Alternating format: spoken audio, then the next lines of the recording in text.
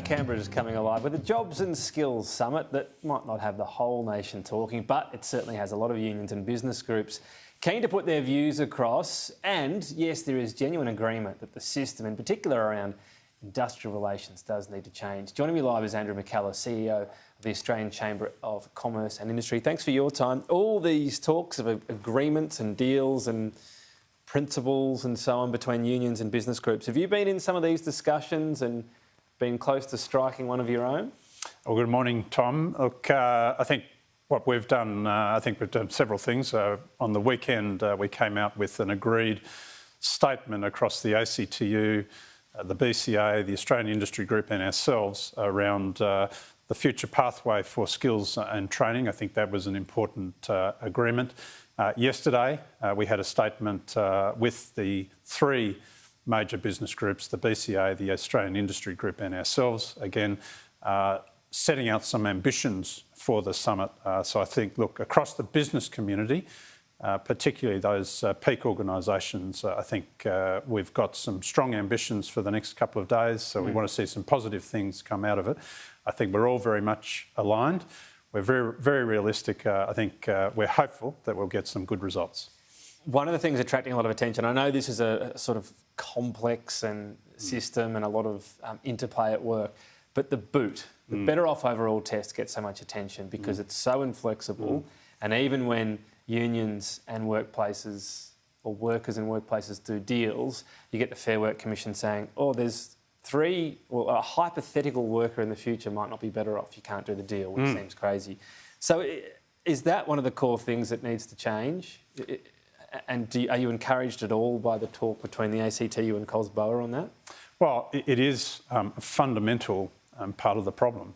So any solution, if we are going to restore confidence in the enterprise bargaining system, which can deliver so much, this is where we can develop a fundamental link between productivity improvements in the workplace and real wage increases. So we have to make that work. Now, at the moment, it's not working.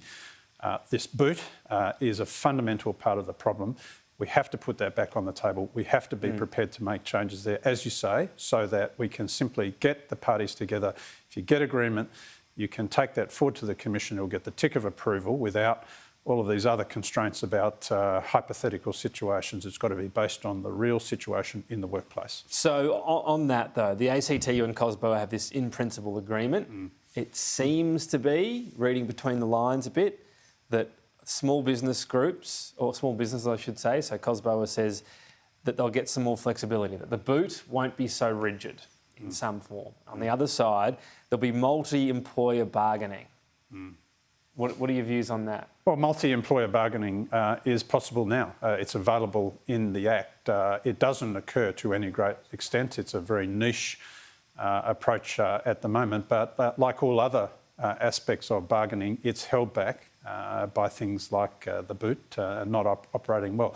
I think fundamental priorities for small business have got to be around getting that operating, making awards simpler and more practicable for them to operate, because many small businesses are not going to be undertaking this sort of enterprise bargaining. It remains to be seen.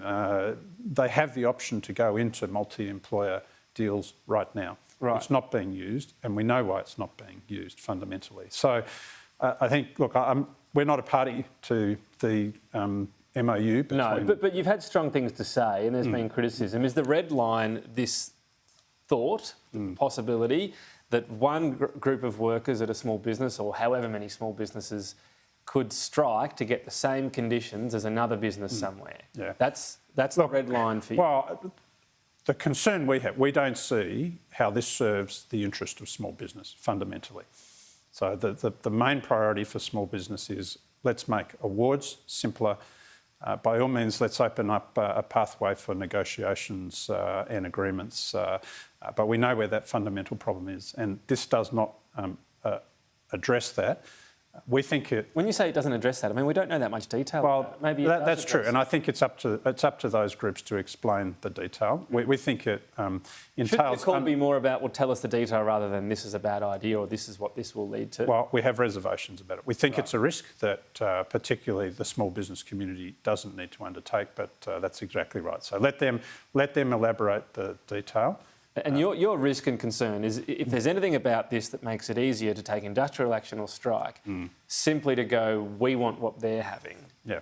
That's your concern, to really simplify it. I think you've got to be careful what you wish for, and I'm not sure that small business is wishing to see that sector unionised and then open to a much greater risk of industrial action. On the plus side, if it does create this environment where unions, and it doesn't necessarily mean all the workforce is unionised, but unions negotiate with a type of business, and then you get a new agreement that a cafe that has 10 to 30 workers can just pick up and use. Is that a positive step? Look, I think here the important thing for small business is let's retain the choice, the flexibility.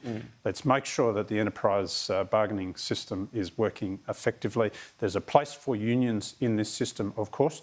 I'm not sure that place is in small businesses. But is the positive thing it could fix is a small business, so someone that owns a cafe, right, or a retail shop or whatever, just doesn't have the time to flesh out this negotiation. No, well, that's really hard to do. So if it's done at an industry level with, for example, Cosboa or Aki, of course, you're the bigger body of small business, I understand, that if they're doing it, even if it is with a union and you don't want it more unionised, at least you get a deal that these businesses can pick up.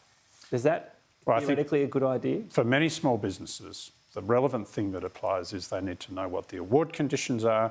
They need to be able to come to flexible conditions with their own employees. In many cases, that's not a lot of employees, 5 or 10 employees. Yeah. They can get a lot of advice about how that should work and the conditions that apply.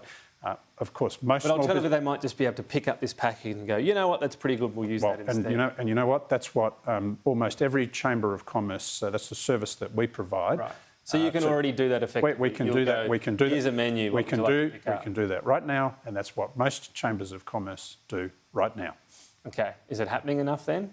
Of course it's happening enough. So I would encourage every small business to look at what their Chamber of Commerce can do for them and to think about joining up with them, because that's the sort of advice that those organisations provide on a daily basis to thousands and thousands of businesses around the country. We'll see you on the other side when we have something more concrete to talk about. Absolutely. Andrew McKellar, thank you.